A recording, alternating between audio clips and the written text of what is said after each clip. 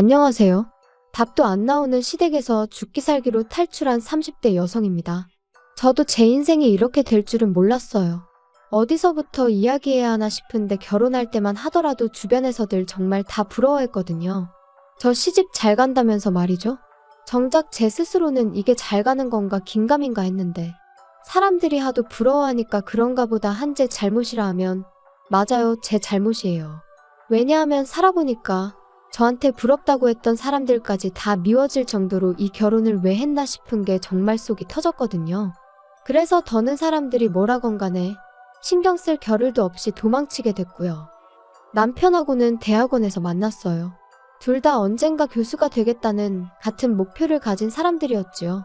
그래서 연애하는 동안 다른 연인들처럼 어디 좋은데 구경 다니고 맛있는 거 먹으러 다니고 그럴 여유는 없었지만 나름대로 든든한 동지다 생각하고 서로 의지하며 연애를 해나갔던 게 사실이에요.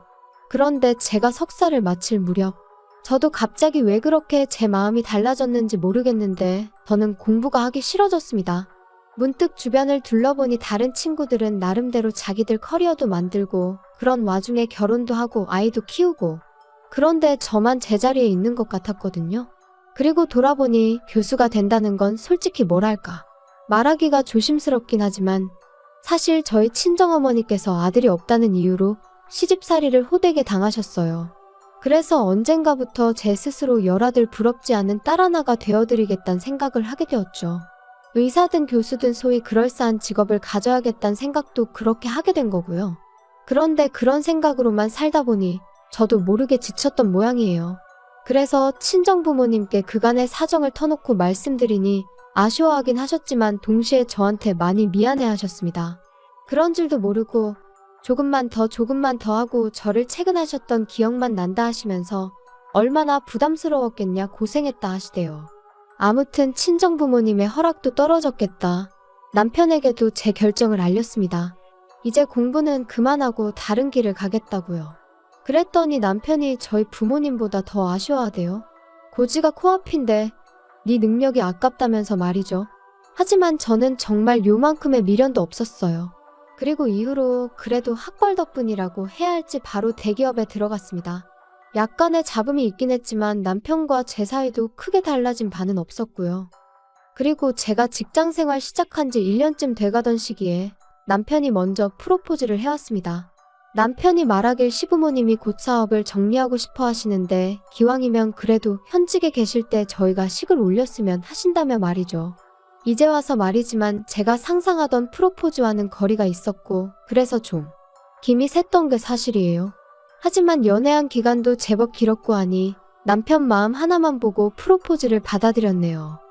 그런데 결혼식 올리고 정확히 한 달 만에 시댁이 망했습니다. 말 그대로 그냥 망해버렸어요.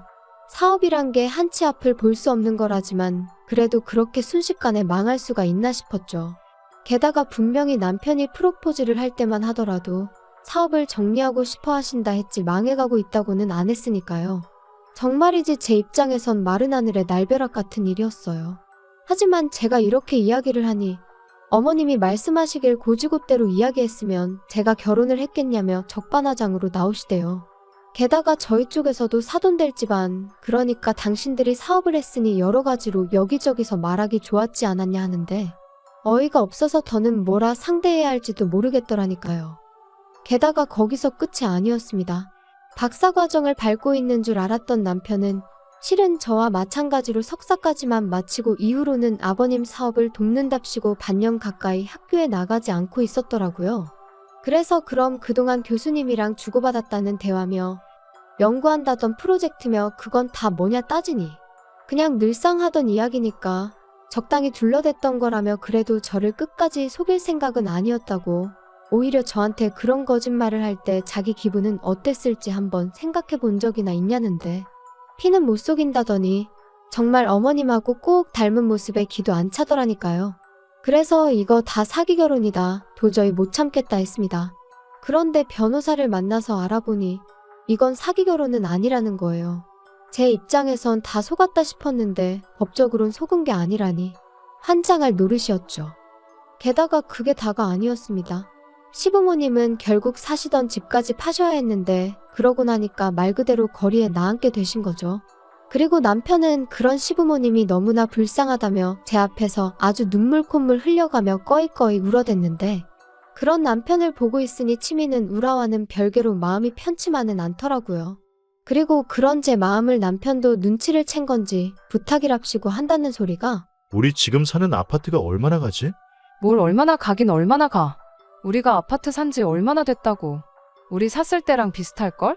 그럼 우리 아파트 담보로 한 1억 정도 대출 받을 수는 있나? 1억? 대출? 뜬금없이 왜? 아니, 이번에 어머니 아버지 집 하셨잖아. 이사 가셔야 되는데 그래도 좀 살만한 집에 가시려면 1억은 있어야 될 것 같아서. 우리가 대출 받아서 그 돈 해드리면 안 될까? 그게 말이 되니? 당신이랑 나랑 결혼할 때 양가에서 1억 5천씩 받아서 이 아파트 산 거잖아.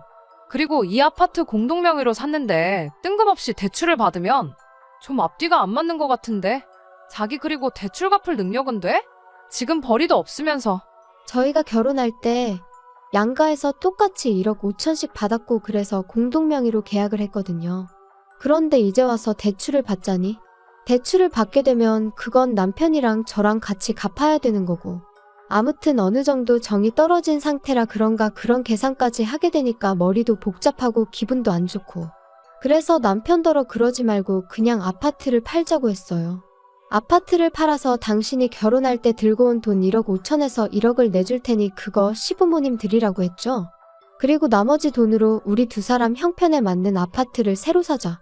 그러니까 남편이 세금이니 이사비용이니 따져가며 난색을 표하더라고요. 하지만 제 입장에선 이보다 깔끔한 해결책은 없다 싶었습니다. 그래서 내 말대로 하는 것 말고는 다른 방법은 없다. 따로 시부모님한테 도움을 드릴 수도 없다 하고 딱 잘랐어요. 참고로 이 무렵엔 남편도 무직이었습니다.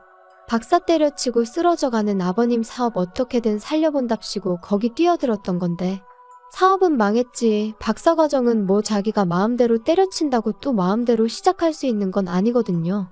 돈이 없다고 못하는 과정은 아니지만 돈 없고 인맥 없으면 빠듯한 게 현실이고요. 그래서 결국 아파트를 팔고 저희는 방 2개짜리. 그것도 말이 좋아 방 2개짜리지 거실도 없는 작은 아파트로 이사를 했어요. 그나마 돈이 부족해서 친정부모님이 5천만 원 더 보태주셨지요. 여담이지만 친정부모님께서 저더러 뭐하러 이런 꼴까지 봐가면서 사냐고 그냥 헤어지란 말씀도 하셨습니다. 하지만 그놈의 정이 뭐라고 그래도 한때는 서로 의지해가며 같은 길을 걸었다 보니 게다가 솔직히 사정을 모르는 남들이 보면 제가 그냥 남편을 버리는 걸로 보일 것 같았는데 그게 신경이 쓰이더라고요. 그래서 한때는 사기 결혼이라고 혼인무효까지 알아보기도 했었지만 어떻게든 남편 스스로 자리라도 잡게 도와주자고 그리고 그때 이혼해도 늦지 않는다. 제 나름대로 도의는 지키려고 했어요. 그런데 이런 제 마음이 남편이나 시부모님에겐 그저 만만하게 보였던 모양입니다. 작년 늦가을 두 분이 반지하 생활은 도무지 못하겠다 하시더니 자꾸만 연락도 없이 저희 집에 오기 시작하셨거든요. 그리고 하루만 이틀만 하면서 자꾸 주무시고 가시기 시작하셨는데 저는 아침 일찍 출근해서 야근까지 하고 집에 오면 10시, 11시. 그리고 퇴근한 제 눈앞에 놓여있는 건 산더미처럼 쌓여있는 설거지와 밀린 빨래들. 사실 이때까지도 남편은 계속해서 그래도 자기가 저보다 학벌도 좋은데 제가 다니는 회사보다 급이 낮은 회사는 못 간다고 버티고 있었단 말이에요. 그러니까 한마디로 계속해서 백수인 상황이었죠. 진짜 계속 이럴 거야? 하다못해 당신 먹은 거 설거지하고 당신이 어지른 거 청소는 좀 해놓으라고. 내가 무슨 밥을 차려놓으라는 것도 아니잖아. 내가 지금 남편하고 사는 건지 아들하고 사는 건지. 아, 알겠다니까. 너 지금 네가 돈 좀 벌어온다고 유세 떠는 거냐? 그리고 냅두면 알아서 다 하는데 네가 잔소리를 하니까 하기가 싫은 거 아니야? 언제 하든 해놓기만 하면 되는 거지. 나는 뭐 그 정도 자유도 없어. 남편은 제가 조금만 뭐라 하면 목에 핏대를 세우기 일쑤였습니다. 그런 와중에 시부모님까지 오셔서 주무시고 가실 때면 한마디로 아나무인이 따로 없었지요. 그러니 아무리 좋게 생각하고 어떻게든 이 난관을 같이 해결해 나가보려고 해도 도무지 이건 아니다 싶더라고요. 그래서 결국 보다 못한 제가 어머님 아버님께 앞으로는 이렇게 연락 없이 오시지 마시라 했어요. 그리고 사시는 곳하고 저희 집이 얼마나 먼 것도 아니고 교통편이 없는 것도 아닌데 주무시고 가시는 일은 없었으면 좋겠다 했죠. 하지만 이후로도 어머님 아버님은 몇 번이고 저에게 한마디 말도 없이 제 집에 찾아오셨고 그뿐인가요? 언젠가부턴 부엌 찬장과 냉장고는 물론이고 제 서랍이나 옷장까지 뒤져보시면서 잔소리를 하시기 일쑤셨습니다. 한 번은 친정부모님이 제 생일이라고 사주신 명품 핸드백을 보시고는 시부모한테는 생활비랍시고 꼴랑 50만 원 보내주면서 저는 감히 핸드백을 산 거냐며 회의로 전화를 받지 못하던 저에게 30통의 부재중 통화를 남겨놓으신 적도 있지요. 저로서는 일단 제가 산 것도 아닌데 그런 오해를 받은 것도 억울했지만 설령 제가 샀다고 한들 제가 제 힘으로 번 돈인데 제가 핸드백 하나 샀다고 그 정도로 욕을 먹어야 하나 싶은 게 너무 속상하고 화가 나더라고요. 그래서 결국 참다 못해 남편에게 나 솔직히 당신 하나만으로도 너무 벅차. 근데 어머님 아버님까지 나를 말려죽이려고 작정이라도 하신 분들 마냥 도대체 왜 저러셔?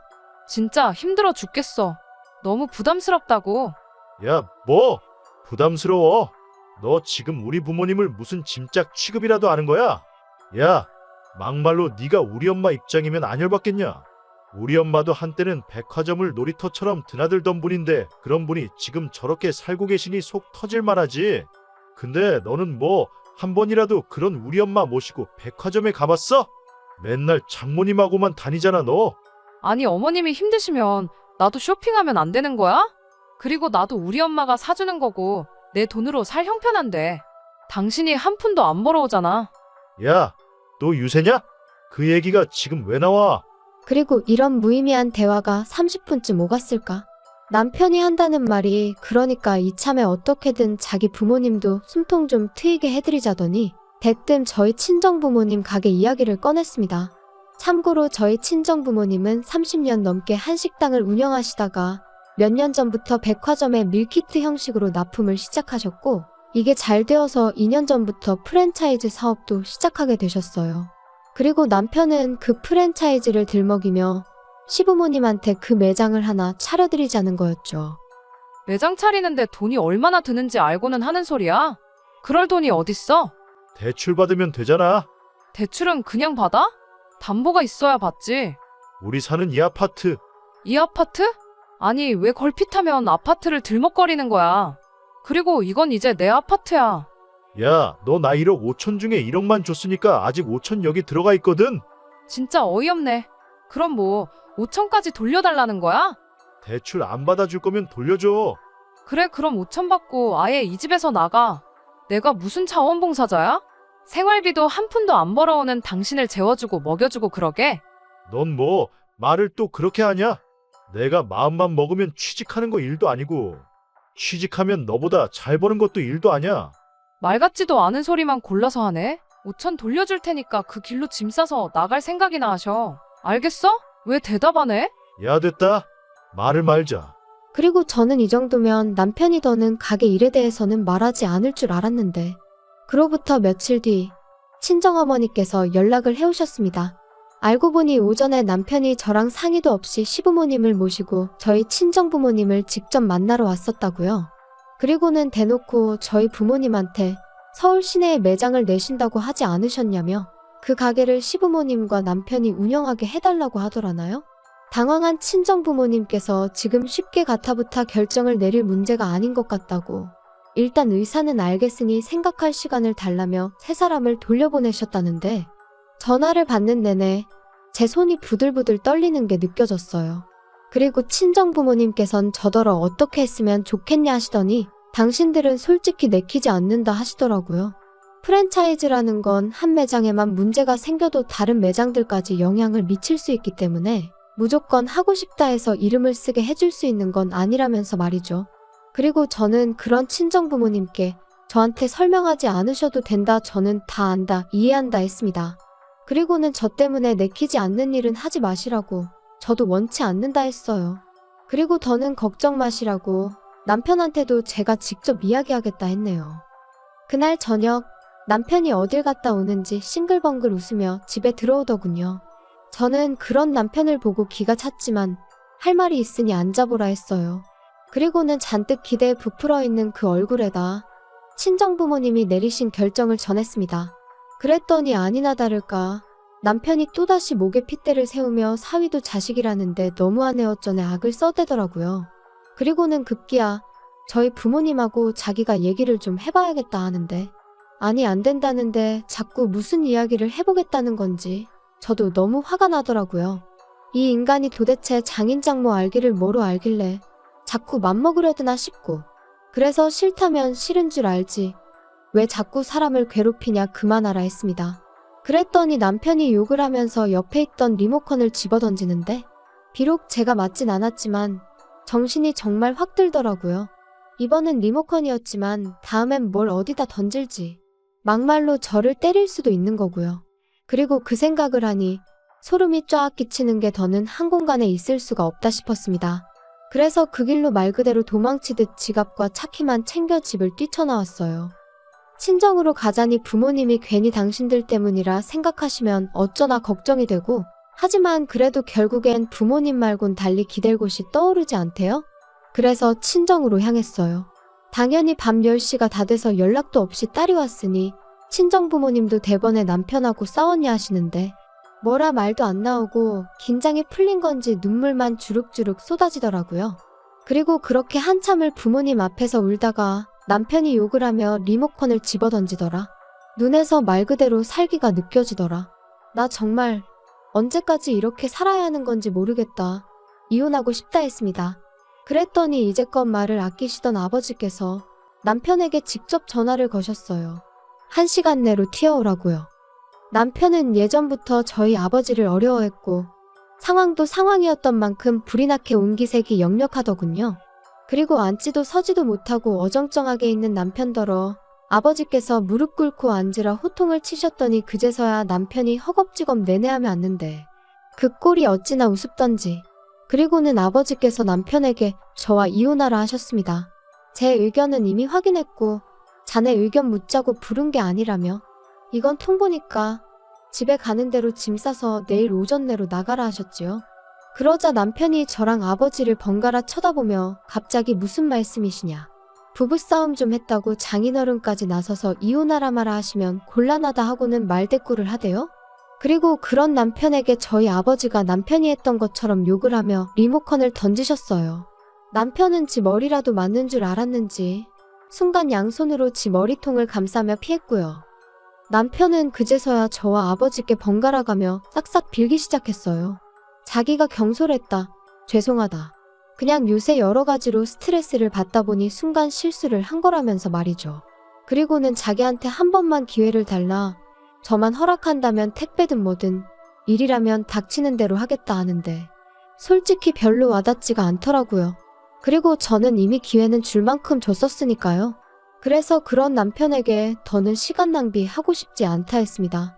그리고 제 확고한 태도를 보고는 아버지께서도 남편더러 이미 떠난 버스한테 다음에 일찍 나와 있겠다 하면 다시 돌아오더냐고 다 끝났다 하시더라고요. 이후로 이혼 안 해준다는 남편을 상대로 이혼 소송을 했고 당연히 결과는 제 예상대로 흘러갔어요. 결혼한 이후로 제대로 된 경제활동 한 번 하지 않은 남편과 그럼에도 불구하고 계속된 시부모님의 부당한 요구가 이혼 사유로 인정받았거든요. 그래서 1년이란 비교적 짧은 결혼 생활이었음에도 불구하고 많이는 아니지만 위자료 1,000만 원도 받게 되었죠.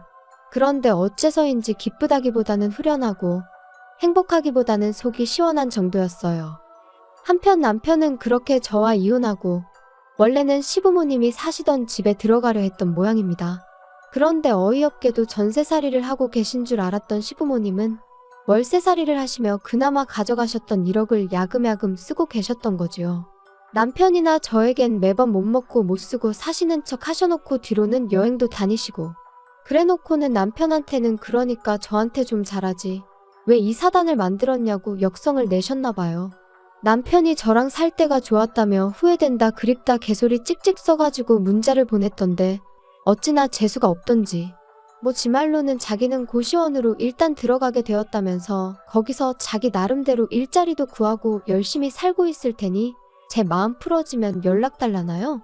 이쯤 되면 고시원이 아니라 어디 병원에 입원을 해야 하는 거 아닌가 싶은데 아무튼 어떻게 마무리를 해야 하나 싶은데 여기까지입니다. 저는 그 어느 때보다 잘 지내고 있거든요. 집에서 스트레스 주는 인간이 없으니 몸도 마음도 한층 건강해지는 기분이에요. 경제적으로 여유가 생긴 건 뭐 말할 필요도 없지요. 여러분도 혹시 옆에 노답인 인간이 있는데 혹시나 하는 마음으로 기다려주고 계시다면 제 경험상 사람 잘 안 바뀝니다. 일단 내 자신의 행복과 건강부터 챙기는 게 제일 중요한 것 같고요. 조금씩 따뜻해지고 있는 지금 날씨처럼 여러분의 하루도 어제보다 따뜻한 하루가 되시길 바라겠습니다.